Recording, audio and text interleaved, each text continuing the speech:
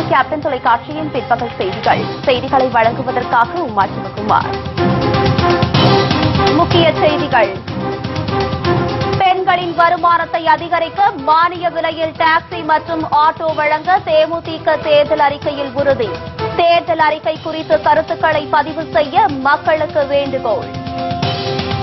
உரிய ஆவணமின்றி கண்டெய்னர் லாரிகளில் எடுத்துச் செல்லப்பட்ட 2.52 கோடி ரூபாய் நாணயங்கள் பறிமுதல். நாமக்கல் அருகே தேர்தல் பறக்கும் படை அதிகாரிகள் நடவடிக்கை.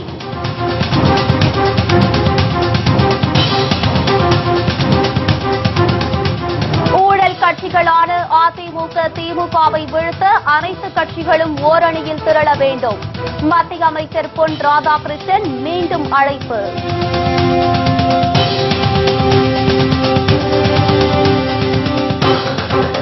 தமிழக மீனவர்கள் தொடர்ந்து சிறைப்பிடிக்கப்படுவதை தடுக்க 2 திராவிட கட்சிகளும் எந்த நடவடிக்கையும் எடுக்கவில்லை. மீனவ மக்கள் பரபரப்பு குற்றச்சாட்டு.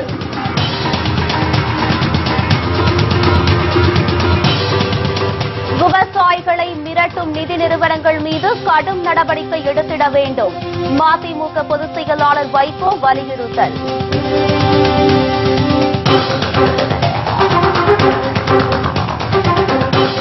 விரிவான செய்திகள்.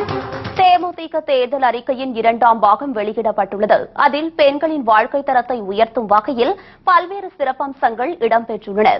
கடந்த 10ஆம் தேதி தேமுதிக மகளிர் அணி பொதுக்கூட்டம் சென்னை ராயப்பேட்டையில் உள்ள YMCA மைதானத்தில் நடைபெற்றது. இதில் கலந்து கொண்ட தேமுதிக தலைவர் கேப்டன் விஜயகாந்த் தேமுதிகவின் 2ஆம் பாக தேர்தல் அறிக்கையை வெளியிட்டார். அதில் பெண்களின் வாழ்க்கை தரத்தை மேம்படுத்தும் வகையில் அவர்களுக்கான வணிக வளாகம், வேலைவாய்ப்பு, ஓய்வூதியம், செல்லம்மாள் பாரதி திருமண உதவி திட்டம் போன்றவைகள் செயல்படுத்தப்படும் என்று தெரிவித்துள்ளார்.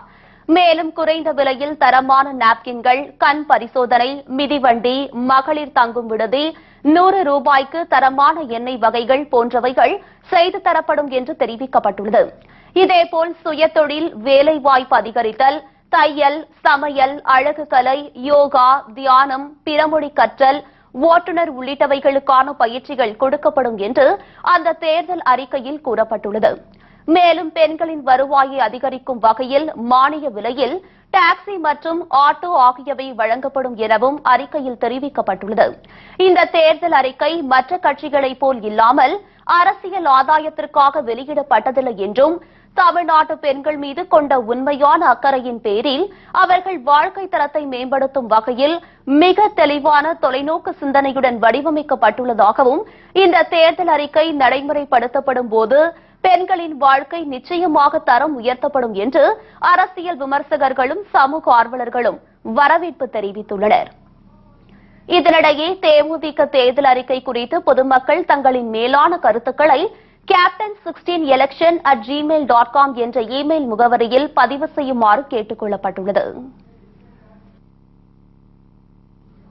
நாமக்கல் அருகே உரிய ஆவணங்கள் இன்றி கண்டெய்னர் லாரிகளில் எடுத்து சென்ற 2.52 கோடி ரூபாய் நாணயங்கள் பறிமுதல் செய்யப்பட்டது. தமிழகத்தில் வருகிற மே மாதம் 16ஆம் தேதி சட்டமன்ற தேர்தல் நடப்பதையொட்டி வாக்காளர்களுக்கு பணப்பட்டுவாடா செய்வதை தடுக்கும் வகையில் பறக்கும் படைகள் அமைக்கப்பட்டுள்ளது. தமிழகம் முழுவதும் வாகன சோதனை நடத்தி உரிய ஆவணங்கள் இன்றி எடுத்து செல்லப்படும் பணம், நகை மற்றும் பொருட்களை அதிகாரிகள் பறிமுதல் செய்து வருகின்றனர். இந்நிலையில் நாமக்கல் மாவட்டம் கீரம்பூர் சுங்கச்சாவடியில் தேர்தல் பறக்கும் படை அதிகாரிகள் நேற்று இரவு வாகன சோதனையில் ஈடுபட்டனர். அப்போது ஹைதராபாத்தில் இருந்து திருவனந்தபுரத்திற்கு உரிய ஆவணங்கள், பாதுகாப்பு இல்லாமல் 4 கண்டெய்னர் லாரிகளில் எடுத்து செல்லப்பட்ட 2.52 லட்சம் கோடி மதிப்புள்ள 1 ரூபாய், 2 ரூபாய், 5 ரூபாய் மற்றும் 10 ரூபாய் நாணயங்களை பறிமுதல் செய்தனர். உரிய ஆவணங்களை ஒப்படைத்தால் கண்டெய்னர் லாரி விடுவிக்கப்படும் என்று அதிகாரிகள் தெரிவித்துள்ளனர். ஹைதராபாத்திலிருந்து திருவனந்தபுரத்திற்கு RBIயிலிருந்து கொண்டு வரப்பட்ட காயின்ஸ் வெஹிக்கிள் 4 வெஹிக்கிள் பரிசோதனை செய்தபோது அவர்களிடம் உரிய ஆவணங்கள் எதுவும் இருப்பதாக தெரிவதில்லை. அதனால் அந்த வாகனங்கள் இப்பொழுது பறிமுதல் செய்யப்பட்டு நிறுத்தப்பட்டுள்ளது. இதனைத் தொடர்ந்து மேலும் RBI அதிகாரிகளுடன் தொடர்பு கொண்டு உரிய ஆவணங்களை தரும் பட்சத்தில் இந்த காயின்ஸ் ஃபுல்லா தேர்தலுக்காக எதுவும் பயன்படுத்தப்படுவதில்லை, அந்த காரணங்கள் தெளிவாக தெரிந்த பிறகு இந்த வாகனங்கள் விடுவிக்கப்படும். இலங்கை கடற்படையால் தமிழக மீனவர்கள் தொடர்ந்து சிறைப்பிடித்து செல்லப்படுவதற்கு அதிமுக திமுகவே காரணம் என்று மீனவ மக்கள் குற்றம் சாட்டியுள்ளனர். கச்சத்தீவு அருகே தமிழகத்தை சேர்ந்த மீனவர்கள் மீன்பிடித்துக் கொண்டிருந்தனர். அப்போது அங்கு வந்த இலங்கை கடற்படை கப்பலால் நாட்டு படகுகள் மீது மோதி சேதப்படுத்தியதுடன் மீன்பிடி வலைகளை அறுத்தெறிந்து உபகரணங்களை கடலில் வீசி அட்டூழியத்தில் ஈடுபட்டனர். அத்துடன் 27 மீனவர்களை படகுகளுடன் இலங்கை கடற்படை சிறைப்பிடித்து சென்றனர். ஏற்கனவே இலங்கை சிறையில் உள்ள தமிழக மீனவர்களை விடுவிக்க கோரி மீனவர் சங்கங்கள் போராட்டத்தில் ஈடுபட்டு வரும் நிலையில் மீனவர்கள் மீண்டும் சிறைப்பிடிக்கப்பட்டிருப்பது கடும் கொந்தளிப்பை ஏற்படுத்தி இருக்கிறது. இந்நிலையில் சிறைப்பிடிக்கப்பட்ட தமிழக மீனவர்கள் விடுவிக்க மத்திய மாநில அரசுகள் நடவடிக்கை எடுக்க வேண்டும் என்று உறவினர்கள் கோரிக்கை விடுத்துள்ளனர். மேலும் அதிமுக திமுக ஆகிய இரு கட்சிகளும் மீனவ பிரச்சினைக்கு நிரந்தர தீர்வு காண எவ்வித நடவடிக்கையும் எடுக்காததே மீனவர்கள் கைது செய்யப்பட்டு வருவதாகவும் அவர்கள் குற்றம் சாட்டியுள்ளனர்.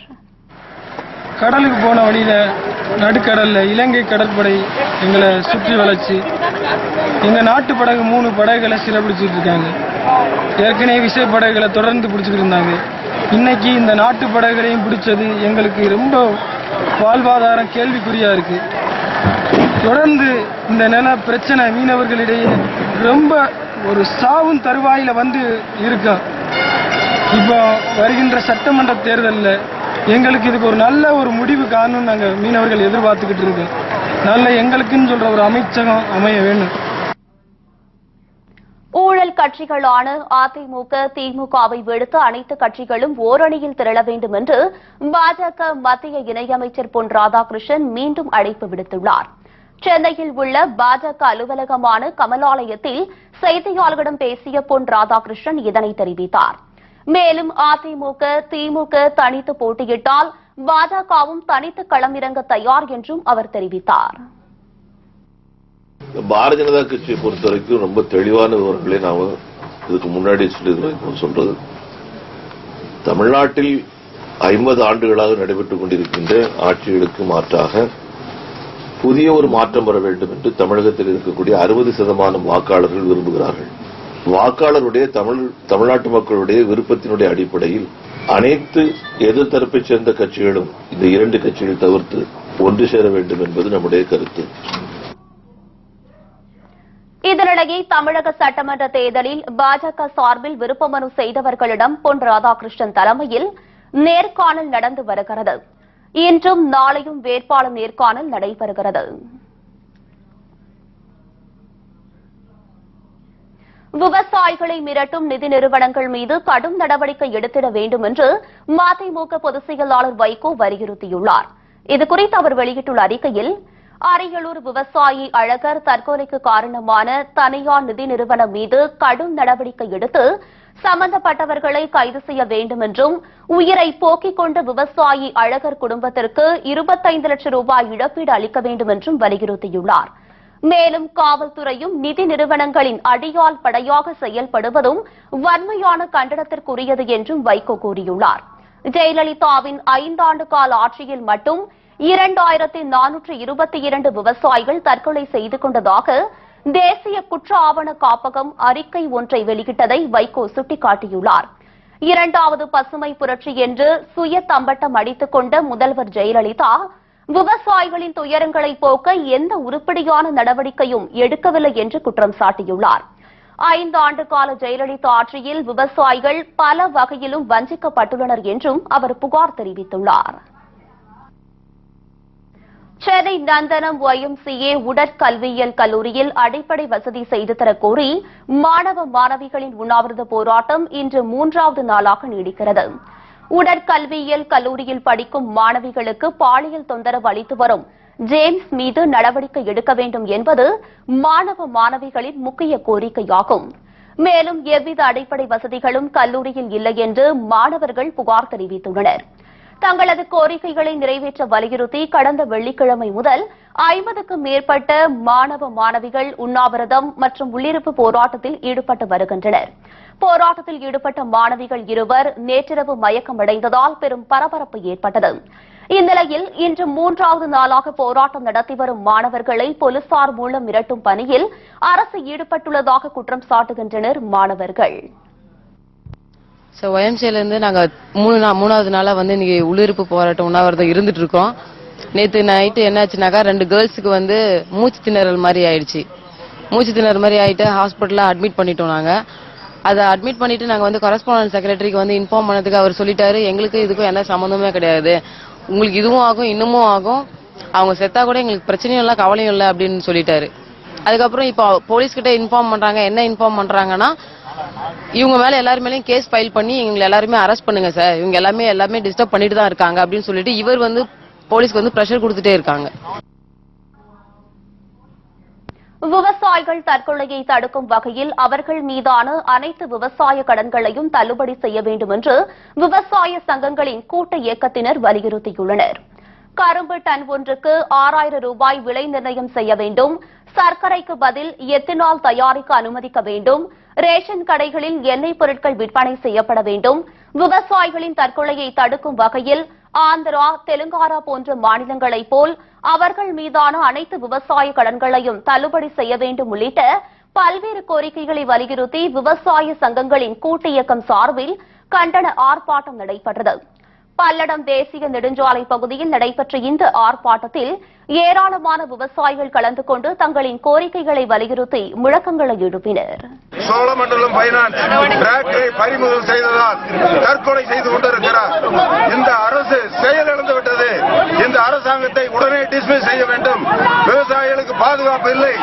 நிதி நிறுவனம் பைனான்ஸ் நடத்துவதெல்லாம் விவசாயிகளை கொல்லுகிறார்கள். ஆகவே இந்த அரசாங்கத்தை உடனடியாக டிஸ்மிஸ் செய்து ஜனாதிபதி ஆட்சி அமல்படுத்தி உடனடியாக நடவடிக்கை எடுக்க வேண்டும். விவசாயிகளுக்கு பாதுகாப்பு கொடுக்க வேண்டும். காதலிக்க மறுத்ததால் காதலியை கழுத்தை அறுத்து கொலை செய்ய முயற்சி, தப்பியோடிய காதலனை மடக்கி பிடித்து காவல்துறையிடம் ஒப்படைத்த பொதுமக்கள்.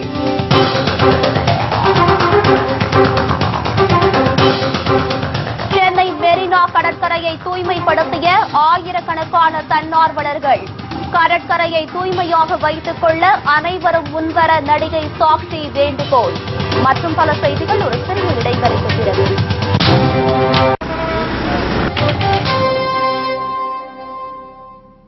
செய்திகள் தொடர்கின்றது. சென்னை பூவிருந்தவல்லி அருகே முன்னாள் காதலியை கழுத்தை அறுத்து கொலை செய்ய முயன்ற இளைஞரை போலீசார் கைது செய்து விசாரித்து வருகின்றனர். சிதம்பரத்தை அடுத்த முகையூர் கிராமத்தை சேர்ந்தவர் மனோஜ். சென்னை பூவிருந்தவல்லியில் தனியார் நிறுவனத்தில் பணியாற்றி வரும் இவரும் அதே நிறுவனத்தில் பணியாற்றி வரும் மயிலாடுதுறையை சேர்ந்த சரண்யா தேவியும் கடந்த ஓராண்டுக்கு மேலாக காதலித்து வந்ததுடன் இருவரும் கணவன் மனைவி போல் ஒரே வீட்டில் வசித்து வந்ததாக கூறப்படுகிறது. இடையில் ஏற்பட்ட கருத்து வேறுபாட்டால் இருவரும் பிரிந்துவிட்ட நிலையில் நேற்றிரவு பூவிருந்தவல்லி பேருந்து நிலையத்தில் பேருந்துக்காக காத்திருந்த சரண்யா தேவியை வீட்டிற்கு வருமாறு காதலன் மனோஜ் நிர்பந்தித்துள்ளார். இதற்கு மறுத்ததால் காதலி சரண்யா தேவியை காதலன் மனோஜ் கத்தியால் கழுத்தை அறுத்துவிட்டு தப்பி செல்ல முயன்றார். ஆனால் அங்கிருந்த பொதுமக்கள் அவனை மடக்கி பிடித்து போலீசாரிடம் ஒப்படைத்தனர். இதனிடையே படுகாயமடைந்த சரண்யா தேவி மீட்கப்பட்டு சென்னை கீழ்ப்பாக்கம் அரசு மருத்துவமனையில் அனுமதிக்கப்பட்டுள்ளார். சென்னை மெரினா கடற்கரையை தூய்மைப்படுத்தும் நிகழ்ச்சியில் ஆயிரக்கணக்கான தன்னார்வலர்கள் கலந்து கொண்டு சுத்தப்படுத்தும் பணியில் ஈடுபட்டனர். தன்னார்வ அமைப்பு சார்பில் இந்த நிகழ்ச்சிக்கு ஏற்பாடு செய்யப்பட்டிருந்தது. இதில் சிறப்பு விருந்தினராக நடிகை சாக்ஷி அகர்வால் கலந்து கொண்டு நிகழ்ச்சியை துவக்கி வைத்ததுடன் மெரினா கடற்கரையை தூய்மைப்படுத்தும் பணியில் ஈடுபட்டார். நிகழ்ச்சியை தொடர்ந்து பேசிய அவர், உலகின் 2வது பெரிய கடற்கரையாக திகழும் சென்னை மெரினா கடற்கரையை சுத்தமாக வைத்துக் கொள்ள பொதுமக்கள் முன்வர வேண்டும் என்று கோரிக்கை விடுத்தார். Each one of us should take the initiative of making this city and this Marina Beach a very beautiful place, because avlo periya treasure irukku, kandipa நம்ம அது நீட்டா வச்சிட்டு அதை ஃபாலோ பண்ணனும். So that's how Angels of Marina start பண்ணோம். Every Sunday நிறைய people they are meeting up and இது ஒரு பெரிய initiative ஆக்குறதுக்கு நம்ம ட்ரை பண்றோம். It's that too at 6 o'clock in the morning. So இன்னைக்கு கூட நான் வரும்போது நான் பார்த்தேன், ஆக்சுவலி அவ்வளோ பியூட்டிஃபுல்லா இருக்கு பீச். வெளியில இருந்து பார்த்தா கூட அவ்வளோ பியூட்டிஃபுல்லா இருக்கு. ஆனா நீங்க சாண்ட்ல எல்லாம் பாத்தீங்கன்னா ஃபுல் பேப்பர்ஸ், பிஸ்லரி பாட்டில்ஸ், கச்சாம் புச்சாம் இருக்கு ஃபுல்லா. சோ நம்ம எல்லாரும் அது நீட்டா பண்ணோம். எனக்கு ரொம்ப ஆசையா இருக்கு. ப்ளீஸ் நீங்க எல்லாரும் வாங்க, இந்த இனிஷியேட்டிவ் ஜாயின் பண்ணுங்க அண்ட் நம்ம சென்னை கிளீனா வைக்கிற ட்ரை பண்ணுங்க. இதேபோல் உலக சிறுநீரக தினத்தை முன்னிட்டு சென்னை மெரினா கடற்கரையில் சிறப்பு விழிப்புணர்வு பேரணி நடத்தப்பட்டது. மெரினா காந்தி சிலையில் இருந்து துவங்கிய கலங்கரை விளக்கம் வரை இப்பேரணி நடைபெற்றது. இப்பேரணியில் நடிகர் பிரசன்னா மற்றும் அவரது மனைவி ஸ்னேகா உள்பட மருத்துவர்கள், பல்வேறு பள்ளிகளைச் சேர்ந்த மாணவ மாணவிகள் உள்ளிட்ட ஏராளமானோர் கலந்து கொண்டு சிறுநீரக பாதிப்பு குறித்து விழிப்புணர்வை ஏற்படுத்தினர். குழந்தைகளின் சிறுநீரகத்தை பாதுகாக்க அதிக அளவில் தண்ணீர் குடிக்க வேண்டும் என்றும், பெற்றோர்கள் குழந்தைகளை விளையாட அனுமதிக்க வேண்டும் என்றும் நடிகை ஸ்னேகா கேட்டுக் கொண்டார். போன்ல மானிட்டர் பண்ணிட்டு தண்ணி குடிக்கிற லைஃப் ஸ்டைல் ஆயிடுச்சு. அந்த மாதிரி இல்லாம நிறைய தண்ணி குடிங்க, வாக்கிங் போங்க, வெயிட் செக் பண்ணுங்க, பிளட் சுகர் செக் பண்ணுங்க. ஹெல்த்ல எப்பவுமே லைஃப் எப்பவுமே ஹெல்தியா வைங்க, ஹெல்தி ஃபுட்டா சாப்பிடுங்க. இப்போ எல்லாத்துக்குமே அவேர்னஸ் வர மாதிரி நம்ம லைஃப் ஸ்டைல் ஆயிடுச்சு. அது எல்லாமே மாத்துங்க. Pizza, burgers, yes of course they are very tasty, but they are not very healthy. So கண்டிப்பா அது ஒன்ஸ் இன் அ வயல் வச்சுக்கோங்க. ஹெல்தியான ஃபுட் சாப்பிடுங்க. உங்க குழந்தைங்களுக்கும் ஹெல்தியான லைஃப் ஸ்டைலை கற்றுக் கொடுங்க. ஏன்னா நாளைக்கு தான் அவங்க நம்மளோட future. I wish everybody a very healthy and happy day. Trichy Samayapuram அருள்மிகு மாரியம்மன் கோவிலில் பூச்சொரிதல் விழாவில் ஆயிரக்கணக்கான பக்தர்கள் கலந்து கொண்டனர். சமயபுரம் அருள்மிகு மாரியம்மன் கோவில் பூச்சொரிதல் விழா கோவில் நிர்வாக சார்பில் இன்று காலை வெகு விமரிசையாக தொடங்கியது. கோவில் நிர்வாகம் சார்பில் யானை முன்னே அணிவகுக்க பக்தர்கள் பூக்களை கூடை கூடையாக எடுத்து சென்று அம்மனுக்கு சாத்தினர். தன்னை தரிசிக்க வரும் பக்தர்களுக்கு எல்லாவித நோய்களும் தீவினைகளும் அணுகாது சகல சௌபாகியங்களும் கிடைக்க அம்மனே பக்தர்களுக்காக 28 நாட்கள் பச்சை பட்டினி விரதம் இக்கோவிலின் தனி சிறப்பாகும்.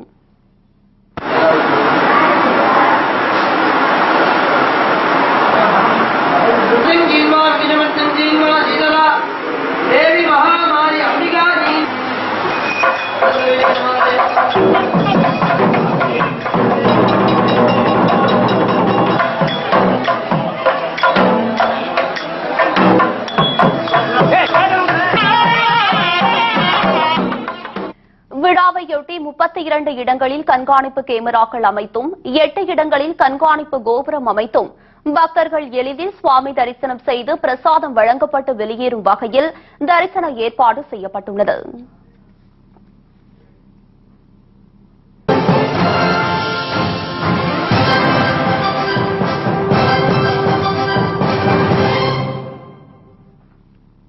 செய்திகள் தொடர்கின்றது. தங்கள் கட்டுப்பாட்டில் வைத்துள்ள பெண்கள் கருத்தரிக்காமல் இருப்பதற்கு அவர்களுக்கு ISIS தீவிரவாதிகள் கருத்தடை மருந்துகள் அளித்து வருவதாக அதிர்ச்சி தகவல் வெளியாகியிருக்கிறது. சிரியா மற்றும் ஈராக் நாடுகளின் சில பகுதிகளை கைப்பற்றி இஸ்லாமிய நாடாக அறிவித்துள்ள ISIS தீவிரவாதிகள் இரு நாடுகளில் உள்ள ஆயிரக்கணக்கான அழகிய இளம் பெண்களை கைது செய்து அவர்களை செக்ஸ் அடிமைகளாக பயன்படுத்தி வருகின்றனர். இவர்களில் சிலர் 12 வயதிற்கும் உட்பட்ட சிறுமி என்றது தெரியவந்துள்ளது.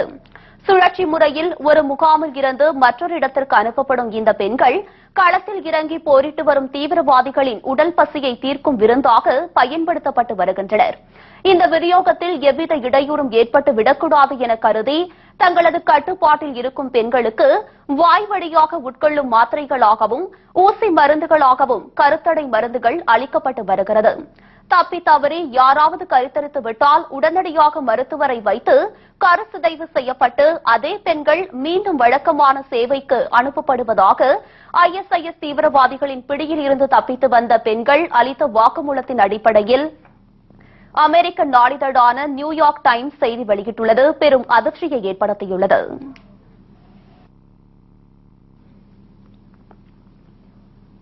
இத்துடன் செய்திகள் நிறைவடைகிறது. மீண்டும் செய்திகள் மாலை 6 மணிக்கு. உண்மை செய்திகளை உள்ளது உள்ளபடி உடனுக்குடன் தெரிந்து கொள்ள நமது கேப்டன் நியூஸ் தொலைக்காட்சியை பாருங்கள். வணக்கம்.